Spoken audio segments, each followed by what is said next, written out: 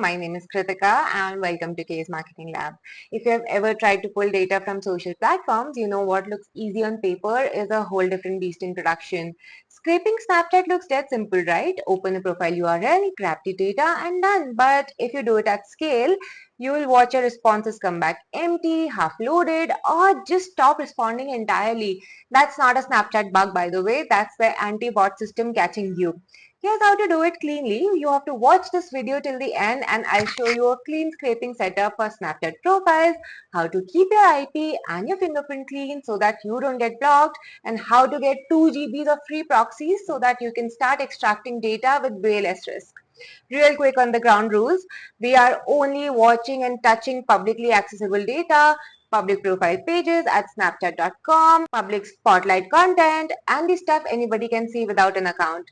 Robots.txt and the platform's TOS are signals that you should at least glance at before you start.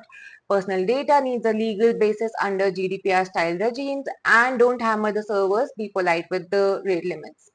That's the baseline pros work from. Now here's the thing about Snapchat. Profile pages are heavy on JavaScript.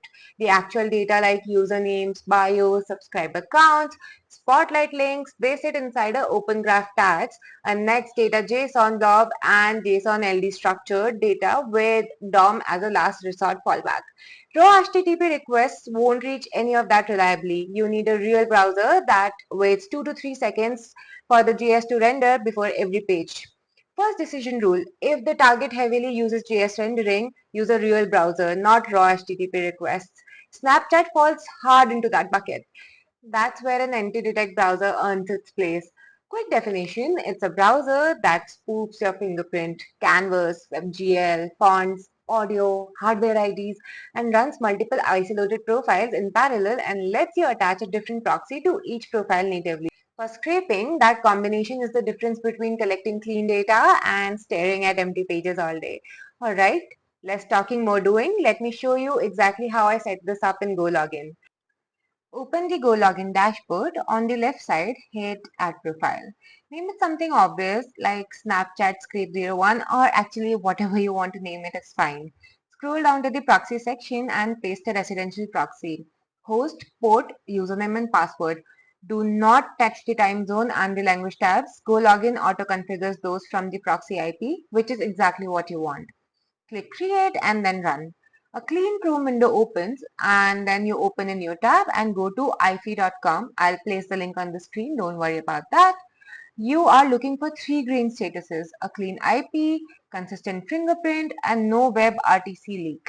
Time zone and language should match the proxy country.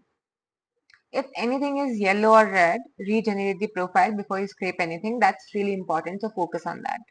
Why this matters specifically for Snapchat is that anti-bot systems read the exact same signals IP shows you. Green here means the detection engine has nothing obvious to flag. Now go to a test profile, snapchat.com/ad/test profile, whatever you want to name it. View source, confirm next data actually loads. Wait 3 seconds before extraction. Run a sample of 10 profiles first, not directly 1,000. If subscriber counts populate, bios come through, spotlight links resolve, you're clean. Keep concurrency tight, 2 browsers per IP, randomized delays of 3 to 8 seconds between requests. For example, a lead gen marketer scraping Snapchat profiles for an outreach list. They ran 20 concurrent threads from a single data center IP. Within an hour, every response comes back with null subscriber counts and stripped bios, classic soft block. Ghost results. Dropped concurrency to 2, switched to residential, paced at 6 seconds, data came back clean. 2 more decision rules. If you see 429S or stalled pages, cut concurrency, add randomized delays, rotate the IPs.